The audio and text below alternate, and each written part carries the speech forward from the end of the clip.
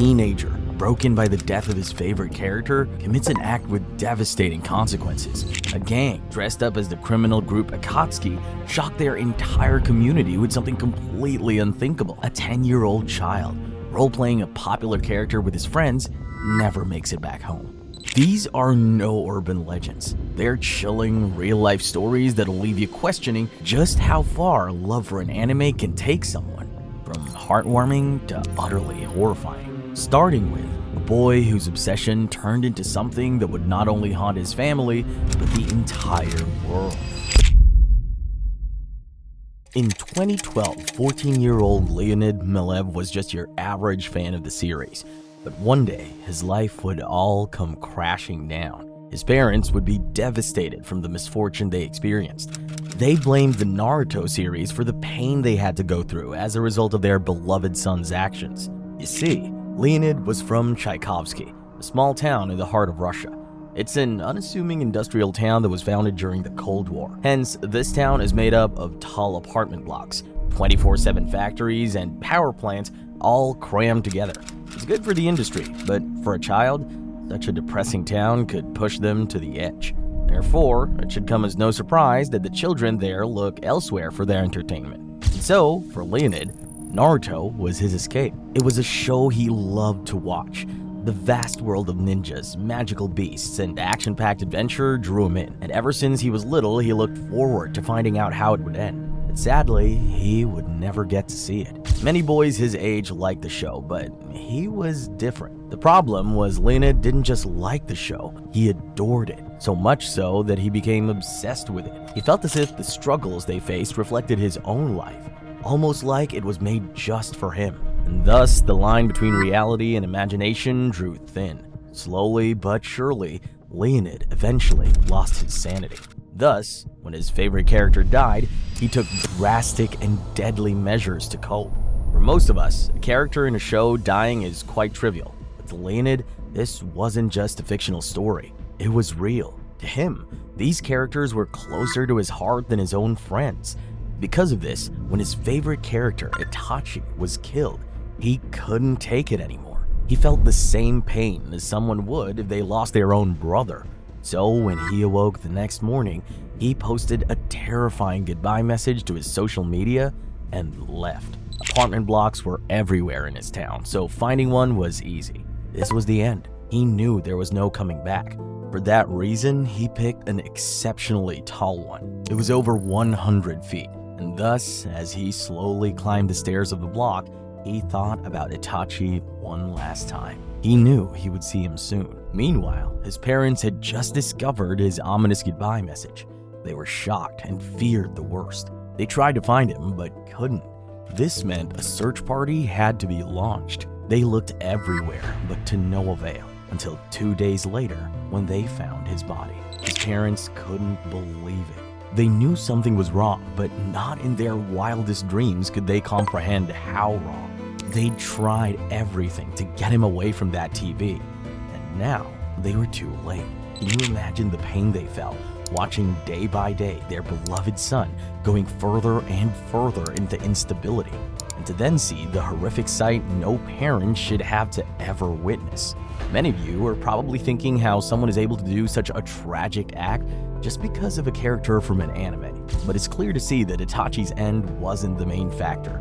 There were issues behind the scenes. When questioned, his grieving father said, "I always told him he spent too much time watching the TV. He didn't know what was reality and what was fiction anymore." However, this true story comes with a hint of dark irony. If young Leonid had just kept watching, he'd have found out that Itachi comes back to life and has a major story arc with his brother Sasuke. His end was a tragic one. But sadly, it's not the worst. One Naruto fan had an even more horrific death. But first, let's talk about a group of guys that were inspired by the show to go around as a certain organization. Even though for much of Naruto, Itachi and the Akatsuki were the bad guys, not everyone sees them that way. Some fans actually wanted to become the Akatsuki, but not in the way you'd expect. Also in the year 2012, in a small village in East Java, Indonesia, the Akatsuki became real. In Naruto, they're a group of criminals. They want to destroy the very fabric of the society they're in. But these guys in Java were different. 2012 was a big year for Naruto fans, and the show was at the height of its popularity. Therefore, many people were inspired by the heroic deeds of the characters, and thus, cosplays, conventions, and all-around Naruto-inspired craziness were popular. Some, though, took things to a whole new level to transform their country. The rugged mountainous land of East Java is a spectacular place. From its dense jungles to pristine beaches, some would call it paradise. However, underneath the surface, things aren't always what they seem. Despite its beauty, Indonesia has many problems, from poverty to pollution. There's a lot of work that needs to be done. And so, a group of Naruto fans decided to take matters into their own hands to fix it. If you're wondering, why would a group of Good Samaritans name themselves after a group of villains? Well, to understand that, you have to understand the Akatsuki's origins. They weren't always bad guys, and in the show, they actually started out with a dream of fixing their broken country.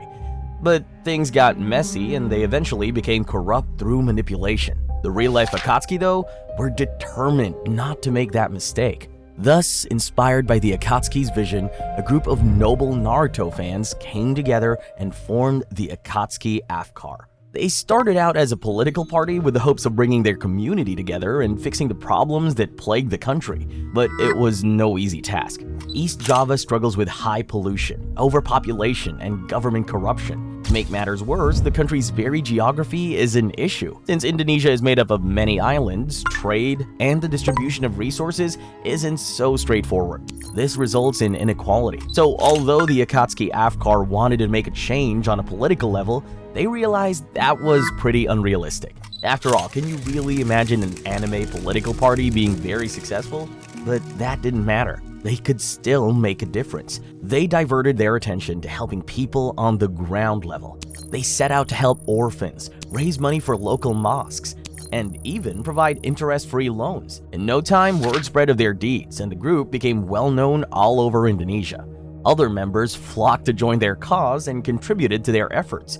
In the end, their actions sent ripples across the land and even overseas. Other Akatsuki fans with good hearts from around the world decided to don their red and black robes and help out their communities. It's safe to say that their mission was a success. And unlike the Akatsuki in Naruto, they managed to remain the good guys. Naruto is known for its puzzling fans, and it's cool to see them doing good. However, as we've seen, that's not always the case. And sometimes copying the show goes horribly wrong, even ending in death. It was the year 2008. In Washington State, USA, a terrible accident had occurred. A group of kids met up for a regular playdate, as any kids do. But this playdate turned into a disaster. It would scar the survivors for life. After all, they were only 10 years old. Before we get into the tragic accident that cost the boy his life, let's look at the events that led up to it. On a normal, bright, and sunny day, the group of friends had met up at one of their houses. It was the weekend, and they'd been looking forward to it all week. But in the days leading up to it, there was a simple dilemma they talked about during school. What games would they play? It was March, and the winter was just coming to an end. Still, Washington's weather can get pretty unpredictable. It rains a lot, so they had to prepare for that. So they decided that if it rained, they'd watch TV shows. But if it was sunny, they'd play in the backyard. Most of all, they wanted to play in the brand new sandpit one of their friends just got built in their yard. After eagerly awaiting the weekend, they were in luck. The sun was shining, and so the boys were playing in the backyard. Like many boys in their age group, they liked sports, cartoons, and playing video games. But lately, they'd found a new passion: Naruto. Anime was fairly new to the US market, and kids were obsessed. It was something new. It was special. Naruto specifically appealed to boys, as it wasn't just fun, it was exhilarating to act like the deadly ninjas from the show. And thus, school playgrounds were filled with kids Naruto running, practicing hand signs, and pretending to be ninjas. It was all fun and games, most of the time. You'd think that the backyard of a friend's house would be one of the safest places for kids to play, but on this occasion, it wasn't. And it was because one of them was fascinated with a character called Gaara. So the day of the playdate came, and after playing a few games, the boys started to speak about Naruto. They argued about who their favorite characters were, and which abilities of the characters were their favorites. One of the boys started to explain why Gaara was his favorite. His argument was that his ability to manipulate sand was cooler than the rest. But after he said that, they paused, and slowly, their heads turned towards the sand pit. Grinning, one of the boys asked, "Why don't you try and be Gaara?" Since Gaara was always covered in sand, which acted as his shield, this was a perfect opportunity to recreate the character. It was the height of the afternoon, around 2 p.m., and they surrounded the sand pit. The Gaara fan nervously anticipated how this was going to work. After all, the sand pit was only about a foot deep. One of the friends suggested he goes head first, and for whatever reason, he agreed. Who knows what he was thinking, but that's easy to say now. With his head in the sand, the other boys made sure to cover the rest of his body. They were entirely focused on how to submerge him, but they didn't realize something was wrong, thinking that the flailing the boy in the sandpit was doing was simply just a funny joke. And so, when they finally noticed his panicked thrashing wasn't just a prank, it was too late. By the time they dug him out, he had stopped breathing. The adults at the house tried their hardest to revive him with CPR, but unfortunately, it was no use. After an emergency evacuation to Seattle, the boy unfortunately passed a few days later. The young boy's name was Cody Porter, and what makes this incident even more tragic is that it was an entirely preventable accident. There were no issues behind the scenes or any malicious intent. This was simply just some young kids having fun. Young kids who never properly understood that the character Gaara uses his sand to gruesomely crush his opponents to death, with a move he calls sand burial. However, this story at least has somewhat of a happy ending, as young Cody's family had decided to donate his organs. These organs would be essential to another young child in critical condition. Although young Cody lost his life, his organs had saved another. This is not the only time that a Naruto fan has saved the lives of others, though. There was one man who was so inspired by the show that he became one of sport's biggest stars. And to say thank you, he decided to pay homage to Naruto in one of the most generous ways possible. Jamal Williams isn't just a regular athlete. He competes in one of the toughest sports in the world, the NFL.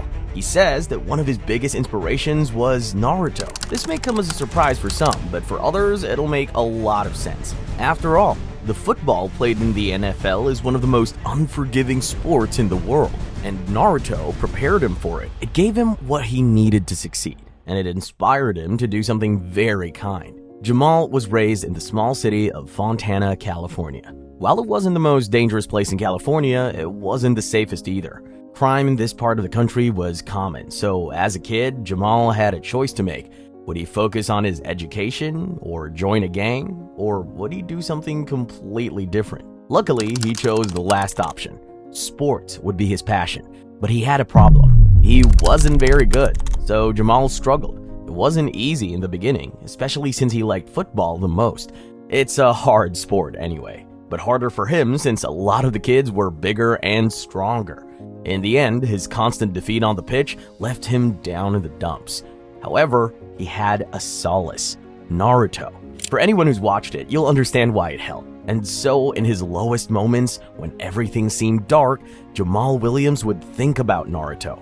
The deep lessons in perseverance and resilience profoundly resonated with him. He also found he was a lot like the main character, eager but untalented. However, it no longer mattered. Now, Jamal knew, just like Naruto did, that as long as he never gave up, he'd make it. Hence, when it came time to train, he had an edge. As the years went by, he got better and better. He rarely took a day off. By the time he got to high school, he was elite, and he knew what he wanted to do: join the NFL. That was his desire. A goal like that is a fantasy for most people, but for a devoted Naruto fan, it was a purpose worth pursuing. Thus, he became an NFL star, and the rest is history. But now, he was eager to give back to the show that had helped him so much. Therefore, in 2023, he teamed up with the Naruto team to host a charity event. It wasn't just any event though. It was an auction that was selling exclusive Naruto-themed merchandise, such as Naruto-colored Air Force One sneakers. The money would go to children who have been disadvantaged in life, mainly those who have suffered from food insecurity. In the true spirit of Naruto Uzumaki himself, he was helping those less fortunate to get a leg up in life. To make it even more exciting, the voice of Naruto for the American dub was there, just for the fans. In a statement made during the event, Jamal said, "The stories and principles of Naruto have been hugely influential for me, both on and off the field. Naruto faced a lot of adversity and was able to move beyond that and become this powerful force of positivity and kindness. That's not all though. He also took the chance to express his love for Naruto and the anime community in general. He said, outside of Naruto's impact on my own life, I have so much love for the Naruto and anime communities. These are my people." Jamal Williams was exactly what someone would hope a Naruto fan would be. But sadly though, not all Naruto fans use the lessons for good. Some take inspiration from the series to commit serious crimes. You won't believe what this guy did with the supposed ninja skills he learned from the series. Back in 2017, a man from Florida, USA traveled north to the city of Atlanta. But he wasn't going sightseeing, he was there to commit a crime. It wasn't just any crime though, because as funny as it sounds, this guy came prepared with secret ninja techniques, also known as jutsu. So the criminal's name was Christopher Atkins, and like many others in this video, he was obsessed with Naruto. But unlike others who used the motivation and life lessons from the show to do good, he decided to take the path of evil. While that's a slight exaggeration, he's still a criminal. Christopher loved the show, and like many fans, wanted to become a shinobi, a ninja. However, while most eventually grew out of it, he didn't. For years, just like the character Rock Lee, he practiced, he trained, he studied. Nobody knows the specifics of his ninja training routine, but we do know that he was learning the art of espionage. In other words, how to enter secure places, a ninja's specialty. And thus, when he thought his skills were up to scratch, he made the daring move to put them into action. When the time was right, he left his home in Florida and traveled upstate to Atlanta. His target was, well, Target, a supermarket chain. As he approached the store, he was likely nervous. With his heart pounding and adrenaline coursing through his veins, he advanced. It was the early hours of the morning and the store was closed. Therefore, the perfect time to strike. In theory, under the cover of night, he made it to the store's entrance. But there was one thing Christopher didn't account for, and it cost him. Ninjas in Naruto never had to worry about security alarms, so there was no way he was prepared for it. And the next thing he knew, he was surrounded by flashing lights and sirens. The police had arrived. It wasn't just the burglar alarm that caused his downfall though. There was another factor he didn't account for: security cameras. The store's security team had seen him coming on camera before he even made it to the entrance. So it's safe to say he didn't stand a chance. However, to the police, this was just another burglar. So you can imagine their surprise when they interviewed him and he said he was trying to be a ninja. According to Christopher, Naruto had taught him how to be a ninja, and he only wanted to test out his newfound skills. What's strange though is that, according to him, it was specifically the 5th volume of the Naruto manga he was reading. In that volume, there's almost nothing about burglary or breaking and entering. In fact, most of that volume revolves around the students in Naruto attending a written exam, so it's no wonder he failed. In the end, he was charged with first-degree burglary, and his days as a ninja were over as quick as they began. As crazy as this guy was though, he's certainly not the craziest. There was one guy who planned to use his ninja skills to infiltrate a top-secret government military base. But before we get to that, let's talk about those that use their abilities for good. Before we get to the next section, if you're enjoying the video so far, be sure to like, subscribe, and especially click that notification bell. Also, be sure to follow my Twitter. Now back to the video. So in 2017, Naruto celebrated its 18th anniversary. As expected, fans were excited, and a brave few looked for new, never-before-seen ways to express their love for the show. What's more is that 2017 was also the year the Naruto anime ended. It was the end of an era, but the beginning of a new one. So, as Naruto fans thought of innovative ways to show the world how epic it is, an idea formed. Naruto has many iconic things that any fan would recognize, like the character's ninja headbands or the secret hand signs that most fans have attempted at least once. However, there's something even more legendary: the Naruto run. You've probably seen it. For those who haven't, though, you might be surprised as it looks pretty weird in real life. It's not something you see every day. Unless you were in school when Naruto was popular, then you would have seen it everywhere. Anyway, this run involves bending over with both hands stretched behind your back. As ridiculous as it sounds, that's how the ninjas run in the show. And thus, in 2017, a group of brave fans embarked on a mission to bring it to life. As far as we know, the very first of these runs took place in Singapore. On August 26th, an event was posted to Facebook. To everyone's surprise, a few fearless fans showed up. Check out their devotion. How are you feeling now? Really excited. Really excited and embarrassed. Like a bee. In the end, they survived the embarrassment, but their brave actions inspired others. Not long after, Naruto run events were popping up all over the world. It was now an actual thing. American Naruto fans seemed to like the idea a lot. Here you can see a die-hard Naruto runner explaining the technique. And then extend your arms to 30-degree angle, 30 degree, and then you start running. While these events started out as a joke and a fun way to celebrate the show, not everyone saw them that way. Some fans took it to the next level. At the University of Surrey in the United Kingdom, they made it an official event. Not just any event though, this is now a yearly thing. That's not all. They even put a positive twist on the whole thing by transforming the run into a charity event. And now, the University of Surrey celebrates its love for Naruto every October by hosting its annual Naruto Run. This means that fans can raise money while running around campus being ninjas. For some, it might be the cringiest thing imaginable, but for others, it'll be a childhood dream come true. These Naruto runs aren't the only time fans have gotten together to raise money for a good cause. It's a great way the community comes together, but there have been cases that the community has come apart and done some truly dreadful things to certain fans. In 2022, Naruto's sequel Boruto lost one of its biggest fans. His TikTok name was Trishiki, and he unfortunately died in a horrific car accident. While the exact details of his death are shrouded in mystery, the world saw the reaction. It was horrible. Trishiki had a following on TikTok for making Boruto-related content. He loved the show, and thus made videos discussing theories, giving his thoughts, and sharing insights about it. However, not everyone likes Boruto. In fact, many people hate it. Every show has its haters, but for some reason, Boruto has thousands. Therefore, somebody dedicating their time to discussing its positives rubbed a few people the wrong way. The reason why Boruto is so hated is a complex one. Some think that the story is too slow. Others think it's too similar to Naruto, and some just hate the character's hairstyles. But to Trishiki, none of that mattered. He followed his heart and posted content anyway. While many of his peers and other Boruto fans mourned his passing and offered condolences, not everyone did. Some Naruto fans acted disgustingly and made fun of his death.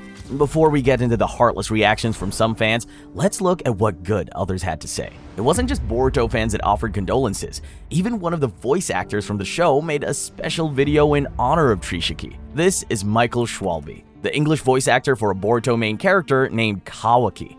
This goes out to Trishiki and Trishiki's family and loved ones. I'm so sorry to hear about your loss. From what his friends have told me, Trishiki was a kind, loving person who loved the crap out of Boruto. It's touching to see Trishiki getting respect from people involved in the show, but that doesn't excuse the dozens of people that bullied him after his death. Be warned, these comments are shocking. On a TikTok post discussing his death, one person wrote, "One less Boruto fan." Another replied lol to a comment saying he should rest in peace. And another hateful person commented, "Bro wasted his life on Midruto." What's even worse is that his TikTok page was taken down due to the sheer amount of hate comments it received. This means that due to the disgusting reaction from some Naruto fans, we can't even go back and view Trishiki's legacy. It's really sad how the fandom has such bad people contained in it. However, the Naruto fandom also has some very good people. One time, they even came together to help earthquake victims. On the 11th of March 2011, an earthquake struck Japan. It was a disaster. This wasn't just any earthquake though. It had a magnitude of 9.1, making it the most destructive earthquake ever recorded in Japan. It came to be known as the Great East Japan Earthquake. It destroyed buildings, took thousands of lives, and caused chaos across the country. However, that wasn't even the worst part of it. As the earthquake occurred on the ocean floor, it also produced a colossal wave. This tsunami swept across the east coast of Japan, causing even more death and destruction. What's more, a nuclear power plant was struck by it, and the nuclear material leaked into the surrounding area. 3 of its nuclear reactors became unstable, and radioactive water flooded into the towns and cities surrounding it. It was the worst incident in Japanese history. Soon after, all kinds of charitable organizations and all-around philanthropists rushed to aid. Millions were raised, and over time, the damage was repaired, and the people of East Japan were able to go back to their lives. But a year after the disaster, the country was still badly affected, and that's when Naruto stepped in to help. Well, not Naruto exactly, but Crunchyroll, a major anime streaming platform, had stepped in. They thought of a great way to help out the victims of the earthquake and also promote Naruto. On March 9, 2012, a year after the earthquake, Crunchyroll made an announcement. They let the world know that anybody who watched Naruto from the 9th to the 11th of March would be directly helping out the victims. The way it worked is that any profits they made from Naruto streams over that time period would be sent directly to a children's charity. This charity's mission was to aid children affected by the earthquake. So Naruto fans banded together and ensured they watched as much of the show as possible. It was a win-win situation for everyone. While it wasn't disclosed what the exact amount was that was sent to the children's charity, we can't help but think it must have been at least in the six figures from all of the fans helping out. Sadly though, as we've seen many times before, many of these same fans who take part in these acts of kindness also have a darker side. Online bullying is a sad reality of the Naruto community, but one time they went absolutely way too far. The year 2014 was huge for Naruto. It was the year where it ended. Well, the manga anyway, as the anime carried on until 2017. But the story wrapped up in 2014, and some fans were seriously upset. Understandably, people became emotional about it. After all, the manga started in 1999, so some people had waited over a decade to see how it ended. But that's no excuse for some of the reactions that followed. While there were many mysteries and unanswered questions that people eagerly wanted answered, there was one that was at the top of everyone's mind: who Naruto's wife would be. As crazy as that sounds, it's true. The question die-hard fans wanted to know more than anything else was which girl from the show the main character would end up with. What's more is that the fans' opinions were split. There were two camps. One group of fans wanted Naruto to end up with a girl named Sakura, and others wanted him to end up with a girl called Hinata. Spoiler alert, he ended up with Hinata. As trivial as that may sound, it caused an uproar. The first camp, known as Narusaku, was so outraged that they started writing letters to the author and others involved in the show. These weren't letters of appreciation for creating an amazing series though.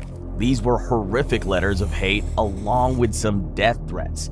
A lot of this was over Twitter, and since Masashi Kishimoto has never used the app, they targeted his assistant instead. It went as far as to demand that he either change the ending or write a new chapter where he fixes it. Of course, that never happened. In fact, his assistant was so upset about all of the hate he was receiving on Twitter that he snapped back. Although he barely speaks English, he wrote a message to the haters in English that said, "Please accept the fact that the creator of Naruto is Kishimoto, and nobody else is going to change that." Still, for a long time after, deranged fans continued to attack the team behind Naruto. It must be said that there's something very ironic about this, since the story of Naruto is all about valuable life lessons like honesty, friendship, and integrity. And seeing loyal fans act like that is very strange. What's even stranger though is that some of these fans thought they could use the life lessons from the show to dodge bullets. That's not a metaphor, I really do mean real bullets. On September 17, 2019, the unthinkable happened. Millions of people made the courageous decision to raid Area 51. They'd had enough. They wanted to know if the government was really hiding aliens. Naruto would also become a huge part of it, in the strangest way possible. The whole thing started out because of a Joe Rogan interview with a man named Bob Lazar. Lazar claimed that he'd worked at a top-secret military base near Area 51. And after what he said in the interview, people went crazy. It broke the internet. And thus, a Facebook event was launched which invited people to show up outside the airbase and find out for themselves. Area 51 is located deep within the scorching Nevada desert. As you can imagine, getting there isn't easy since the US government purposefully placed it in the middle of an arid desert for a reason. However, its harsh landscape and isolated location aren't the only problems for people planning to invade. They've also got to worry about bullets, missiles, and whatever else the US military has hidden away in there. After all, this is a highly secure military base. They're not just letting any average Joe show up. So the news of the event spread like wildfire. Soon, over 1 million people had signed up to go. In the days leading up to it, the world eagerly waited to see what would happen. Would anybody show up? Would they try and raid it if they did? And what would be the military response? These were the questions on everybody's mind. The US military even put out a statement saying that they would resort to using force if anybody did try and enter. But the raiders came up with an idea. They would Naruto run to dodge the bullets, leading to this iconic clip that became a staple of the plan to rush the secret government facility. Rachel, Nevada at 6:30. Reporting live, Joe Bartels, 13 Action News. In the end, the entire event lasted a few days, and from the 17th of September, people were showing up outside of Area 51. It was a mix of cosplayers, influencers, and journalists, but a few were serious. On the last day, a message appeared in the main Facebook group that was organizing the raid. It said, if we Naruto run, we can move faster than their bullets. Let's see them aliens. Though luckily, it seems nobody was actually brave enough to do it, and we never got to find out if there were really aliens inside Area 51, or if Naruto running would work against bullets. To some, this may be a disappointment, but to others, a relief. I'm sure one person who definitely sighed in relief was Naruto's creator, Masashi Kishimoto himself. His creation could have been attached to a major incident. Some people would cry if they knew how much blood, sweat, and tears he put throughout his life to finally create the Naruto series. To see all the hardships he had to face, be sure to watch this video here. Thanks for watching, and see you next time.